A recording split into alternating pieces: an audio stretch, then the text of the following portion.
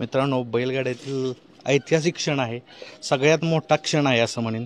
कारण दोन सुपरस्टार एकत्र आलेत आणि एकत्र येण्याचं कारण असं आहे की ही भेट व्हायची होते. अनेक बैलगाड्यातील रसिक आहेत, त्यांना ही भेट हवी होते. कारण दोन काळ गाजवलेले हिरो एकत्र आणायचे होते आणि मामा असतील, पूर्ण नियोजन कमिटी असेल, ह्यांनी ठरवलं, उत्तम भाऊ असेल, ह्यांनी ठरवलं की ही दोन सुपरस्टार एकत्र आणूया. तर आज बैलगाड्याच्या इतिहासातील सगळ्यात मोठा क्षण आहे. दोन बैल पण देवत्वाकडे गेलेली बैल, म्हणजे त्यांना पाया पडलं जातं. काळ वेगळा आहे पण देवत्वाकडे गेलेलं बैल. मामा, पहिल्यांदा तुम्ही सांगा, तुमची इच्छा होती की मोठा लक्ष आणि बकासूर एकत्र यावं? हो, मी मागच बैल पोहायला फोन केला होता भाऊंना की बैल येईन का, तर भाऊ म्हणले बैलाची टेम्पोत बसणार नाही. त्याच्यामुळे तेव्हाच आम्ही ठरवलं की बैल पोहा झाल्यावर आम्ही मोठ्या लक्षाला बकासूरला घेऊन भेटायसाठी येणार. आणि ते मी काल मुलाखत बघितली, मग मोहिला म्हणलो बैल राहू देतच, उद्या आपण त्यांना मोठ्या लक्षाच्या गोठ्यावर बैल न्यायचं आहे. कॉलही केला होता की कारण काय होतं माहिती आहे का, ही आमच्या पिढीचं, सर्व पिढीचं भाग्य आहे की ही दोन सुपरस्टार आणि ही प्रत्यक्ष पाहण्यास संधी भेटते. भाऊ, तुमच्या हातात आहे तुमचा सुपरस्टार, ह्या सुपरस्टारविषयी काय सांगाल बकासूरबद्दल?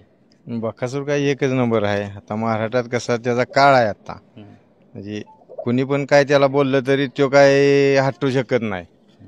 काय जणांनी त्याचं वाईट वाटतंय का, तर रोजच पळवीत येते जी जे त्याला माहीत असतंय, बाबा बैल आज पळवल्यानं किस्ता पळतोय आणि उद्या पळवल्यानं किस्ता पळतोय. काय जणांनी आता लक्षात सगळ्यांनी बरं वाटत नाही, तसं काय जणांनी बकासूरचं सगळ्यांनी बरं वाटत नाही. पण जर दुसऱ्या जनावरांनी जळून पळतोय त्याला पळतोयच म्हटलं पाहिजे. त्याच्या काळात तो सगळ्यापेक्षा फास्ट पळणारा बैल आहे. ह्याच्या काळात जसा तो होता तसा आता ह्याच्या काळात तो आहे. म्हणजे तुम्हाला वारंवार म्हटलं जात असेल बघा, नाही मोठा लक्ष आज शेजारी आहे, काय सांगाल? नाही, आम्ही जेव्हा बारीक होतो म्हणजे बकासूर पळायच्या आधी व्हिडिओ बघायचो लक्षाच्या की बैल पळतो नाही का, मग तेव्हापासून एक वाटत होतं की आपल्याकडं पण असा एक बैल झाला पाहिजे. आणि त्याच्यानंतर या वाघाने आपली स्वप्न सगळी पूर्ण केली आणि महाराष्ट्रात नाव गाजवलं आणि देवत्वाकडे गेले, म्हणजे देव पण भेटलेला आहे. एखाद्या बैलाला जिवंतपणे देव पण भेटलं. ही अशी दोन महाराष्ट्राचे वाघ आहेत. पण ह्या वाघांना प्रत्यक्ष पळण्याचं जे कशा पद्धतीनं सगळ्या गोष्टी आहेत हे बघणारे एक व्यक्ती आहेत. या सर, तुम्ही दोन्हीही बैल पळताना बघितले, लक्षालाही बघितलेलं आहे आणि आता बकासूरला बघताय, काय सांगाल? लक्षाचं वैशिष्ट्य काय सांगाल? लक्ष जेव्हा घेतला भाऊनी आणि अमोलनं हा बैल पळताना वासरू बघितलं होतं आणि भाऊ म्हणले की आता वासरू आपण घ्यायचं काय झालं तरी. मग वाटतं सकाळी 10 वाजता भाऊ गेले असतील आणि संध्याकाळी 4 वाजता बैल येताना घेऊन आले.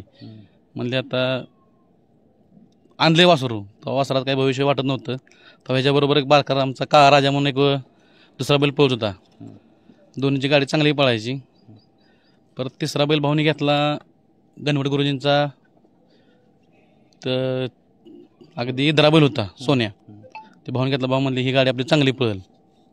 तेव्हापासून ती 2 बैलं घेतली आणि कोळ्याच्या मैदानात ही गाडी पळवली. अशी पळाली की सगळे रथी महारथी त्यावेळी होते, सगळ्यांना हे करून त्यावेळी 1 नंबर केला. तेव्हापासून लक्ष्या बैलगाडी क्षेत्रात एंट्री केली. त्यावेळी समालोचन करायला मिळत होतो. तेव्हा मी म्हणलेलं की बैलगाडी क्षेत्रामध्ये सुनामी लाट येते. आता मोहन शेठ नाहीत, तेव्हा मोहन शेठने माझं नावच पाडलं होतं, सुनामी लाट आली म्हणून. मुंबईला गेलो. मुंबईमध्ये पहिल्यांदा आम्ही भाऊ मोहन शेठच्या इथं आपण गेलो होतो गोट्यावर. पहिली शर्यत जिंकली. मी खाईनं वरपर्यंत पळत आलो आणि जेव्हा वर आलून पडलो होतो खाली, मला उलट्या चालवलेल्या. भाऊने गाडीत करून शेठने मला गाडीत घातलं होतं आणि दवाखान्यात नेलं होतं. तेव्हापासून लक्ष्या वेगाचा शेवट. त्यावेळी म्हणजे त्यावेळेस कळलं की आता बैल मुंबईची ती टॉपची गाडी होती. 2-3 वर्ष मिळली नव्हती अशी गाडी त्यानं पहिल्याच रेसमध्ये मारली होती. खाली बैल जाताना माणसामुळे हसत होती, एवढी वासरं, हे उत्तम भाऊनं काय केलंय, कसला खेळ मांडला, एवढी मोठी गाडी धरली. आणि गाडी धरली होती 21,000 फक्त. त्यांचं नाव होतं काय 2 लाख आणि 21,000 गाडी धरली होती. बरं, आता कसं माहिती आहे का, बरंचसं कम्पॅरिझन होतं. 2 काळ आहेत की मोठा लक्षाचं आणि बकासूरचं. तर कम्पॅरिझन चुकीचं आहे मित्रांनो. प्रत्येकानं आपापला काळ गाजवून ठेवलाय.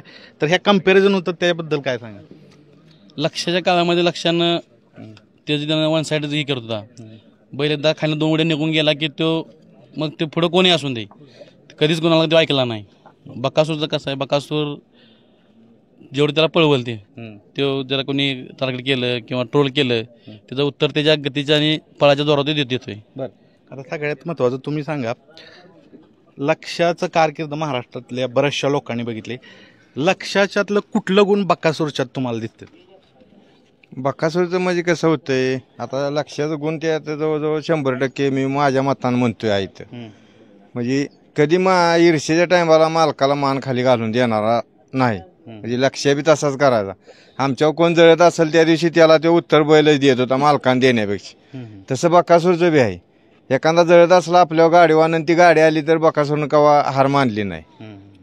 बरं, आता काय आहे, एक तुमच्याकडं वयोवृद्ध झालाय आणि मोठा सुपरस्टार आहे, त्याला देव म्हटलं जाते, तर एक सल्ला द्यायचा असाल मामांना, कारण कसं आहे तुम्ही हे सगळं बघत आलेलं आहे, यश अपयश प्रसिद्धी आणि उतार पण मी बघताय बैला, तर मामांना सल्ला द्यायचा झाला असेल तर काय देताल तुम्ही या निमित्तानं? मामाला सल्ला द्यायचा म्हणजे आता जसं जसं वय बैलाच होईल तसं लय दाट बैल मामानं पळवून म्हणजे माझा अनुभव मी सांगतो. एखादबार हारेल एखादबार जिंकल ती काय गोष्ट वेगळी आहे, पण पुन्हा उत्ताराचं वय लागलं की बैलाकडे आपल्याला बघूच वाटत नाही. म्हणजे आपल्या हातानं आपण बैलाची किंमत घाली होती. काय सांगाल मामा, कारण ह्या निमित्तानं 2 सुपरस्टार एकत्र आलेत म्हणून म्हटलं. नाही सांगतो बरोबरच आहे ते. पण प्रत्येक तुमचं नियोजन तुम्हाला ज्यादा माहित. हो, नाही कसं तुम्ही बघितले का बैल थोडा आता अजून आहे, आपण तर त्याचं कमी वय जास्त वय झालं, आम्ही बी त्याला सांगणे म्हणून 15-1 दिवसाच्या गॅपनीच काढणार. पण आता सध्या त्याचा अजून कडदात पी पूर्ण झालं नाही, त्याच्यामुळे आपण एवढं दात पळतोय त्याला. वैभव, तुम्ही बकासूर बरोबर असता, बरेचसे त्यांनी सांगितलं की वाटायचं की आपल्या दावणीला लक्षासारखा बैल असावा. आज बरोबर आहे, लक्षा आणि बकासूर समपातळीवर आहेत, काय सांगा? लक्षाचं आपण लय आधीपासून फॅन होतो, म्हणजे नाही का, ज्यावेळेस व्हिडिओ वगैरे बघायचो आपण तेवढा काय एवढा कॅमेरा पुढं बैल नव्हता. एक नवजीत थोडाफार व्हिडिओ पडायच्या की तसं वाटायचं की आपल्या दावणीला तर 10-11 बैल होती, तसं आपलं पण वाटायचं की लक्षासारखा बैल आपल्याला भेटला पाहिजे आणि आपला बैल एखाद्या लक्षाच्या गड्यात पळायला पाहिजे. ज्यावेळेस बकासूर आला त्यावेळेस लक्ष थांबला होता, माझ्या भाऊंनी म्हणा थांबवला होता, बैल वय झालं त्याच्यामुळं. पण आता जे बैलाला देव मानतात, आता बकासूरला देव मानतात ना, तसं मी लय बऱ्याच जणांच्या म्हणजे नाही का जुन्या जाणत्यांच्या तोंडून ऐकलेलं आहे, ह्या बैलाला देववृद्धी बैल म्हणून ह्याच्या आधी बसून म्हणलं जायचं. आणि प्रत्येक महिना नाही का आपण म्हणतो की आता लक्ष एवढं स्पीड कुठल्या बैलाला आहे तर बकासूरला आहे, म्हणजे नाही का, तेवढ्या स्पीडचा बैल आणि त्याच्यासारखं नाव करणं ते बकासूरने केलं. म्हणजे आपण तेव्हा आपल्याला एक अभिमान वाटायचा, आपल्या लक्षाच्या गळ्यात कधी पळाय भेटायचं, आपल्या दावणीतला बैल कोणता पळल. बकासूर बरोबर असता हा क्षण, ह्या क्षणाबद्दल काय सांगाल एक बैलगाडी प्रेमी म्हणून? खरं तर हा एक क्षण म्हणजे वेगळाच आहे आणि ही 2 देव एकत्र येणं आणि अनेक प्रेक्षकांची इच्छा होती. मामाने आणि मोहिल शेठनं रणजित सरांचे नियोजन केलं आणि आज ही बैल दोन्ही एकत्र बघताना खूप आनंद होतोय, कारण की लक्षा, बकासूर, सोन्या ही बैल परत होणे नाही. आपल्या पिढीचं भाग्य आहे. आपल्या पिढीचं भाग्य आहे की आपल्याला हे पाळताना नाही, मी तर पाळताना म्हणजे बघितलं नाही, पण व्हिडिओमध्ये बराच वेळा बैल बघितलाय. आणि बैल निम्म्यातच गाड्या ठेवायचा, म्हणजे आता ते तसं बघायला भेटत नाही खरं तर, कारण की बैल सेमीला त्याचा व्हिडिओ येते काय म्हणजे बैलात की बैलानं निम्म्यातच गाड्या ठेवायचा लक्षा, म्हणजे एवढं स्पीडचा बैल, एवढा स्पीडचा बैल. आणि आज हा सुवर्णक्षण. ड्रायव्हर आहेत, जाता जाता ड्रायव्हरांची बाईट घेऊ. नवीन ड्रायव्हर आहेत, बकासूरच्या बऱ्याचशा वेळा गाडी चालवली, पारितोषिक घेतलेत, तर कधीतरी तुम्हाला अशी चर्चा होत असेल की स्पीडच्या बाबतीत, तर तुम्ही काय काय गोष्टी ऐकता लक्ष्याच्या संदर्भात? लक्ष्याचा सगळा जवानीचा काळ मी बघितलेला आहे. आणि जेवढं त्यानं बुलेट बक्षीस घेतलं, 2 व्हीलर एक घेतली, त्या काळात म्हणजे बक्षीस नसायची एवढी, तरी पण त्यातनं मैदान घेतले होते. त्या 2 गाड्या जेव्हा बक्षीस घेतली तेव्हाची ती बघितलेली आहेत मी. आणि लक्षात सगळं म्हणजे बऱ्यापैकी बघितलं आहे. आणि एकच माझं म्हणजे राहिलं ते की गाडी पळवायला मिळली नाही, जरा लेट मी ड्रायव्हर झाल्यामुळं, आणि त्या देवाची गाडी भेटली नाही. पण ह्या देवाची गाडी म्हणजे हाणाय भेटली, एक नंबर झालेत, हेच भाग्य म्हणायचं. आणि 2 बैल आज एकत्र आली, बरं वाटलं. आता एक आपण म्हणू जर तरचा प्रश्न, दोघंही आता हा तर तरुणच आहे, हा तरुण असतात, दोघांची गाडी एकत्र पळायला लागते, काय झालं?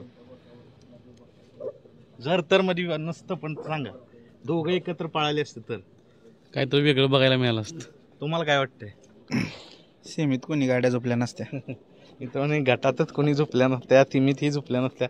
मित्रांनो हा सुवर्ण क्षण, वाटेगावची नगरी पवित्र झाली, कारण बैलगाडी क्षेत्रातील 2 देव एकत्र आलेत आणि सगळ्यात महत्त्वाचं बघणारे जे प्रेक्षक आहेत ते सुद्धा मोठ्या प्रमाणावर आलेत. हे जास्त सांगितलं नाही त्यामुळं, नाही तर मला वाटतं इथं उभं राहणं शक्य झालं नसतं. ह्या दोघांचे फॅन्स एवढे आहेत. एवढंच सांगेन की आमच्या पिढीचं भाग्य आहे हे 2 सुपरस्टार आम्ही बघतोय. ह्यांच्या रूपानं म्हणजे सांगायचं तर ह्यांच्या रूपानं एक पर्वणी भेटलेली आहे बैलगाड्यातील. आणि सगळ्यात महत्त्वाचं ज्या आठवणी लक्षानं दिलेत त्याच आठवणी कधीतरी बकासूर वय जसं वाढेल तसं तो देणार आहे. आठवणी मात्र राहणार ह्या दोघांच्या आणि बैलगाड्यातील सुवर्ण काळ दिलेला नेहमीच राहणार. मित्रांनो पाहू शकता तुम्ही बैलगाडी क्षेत्रातील 2 देव, एक मोठा लक्षा आणि बकासूर. मित्रांनो मुलाखत चालू आहेत कारण 2 सुपरस्टारच आहेत, त्यामुळं काय आहे सगळ्यांना हवीशी वाटणारी मुलाखत एकदा झाली. कुठनं आलाय? वाटेगाव. काय सांगताल ही दोघं आले एकत्र? ही दोन्ही स्टार आहेत. जसं की आपण हिंदी पिक्चरमध्ये अमिताभ बच्चन स्टार म्हणतो, तसं हे 2 स्टार आहेत. सुपरस्टार ओनली स्टार नाही, सुपरस्टार. बच्चन आणि धर्मेंद्र. तू काय सांगशील? लय लहान आहे, तुला कशी माहित पहिलं हे? बकासूर तर माहित आहे. लक्षा काय एवढं मला माहित नव्हतं, पण बकासूर माझं काहीच आहे. काळीच आहे. बर. तर मित्रांनो अशा पद्धतीनं 2 प्रातिनिधिक स्वरूपाच्या बाईट घेतल्या. मित्रांनो मला तुम्ही सांगा ही जर बैलजोड एकत्र पळाली असती तर काय झालं असतं? मी मगाशी प्रश्न विचारला. मित्रांनो तुम्ही पाहू शकता हा सुवर्ण क्षण. धन्यवाद.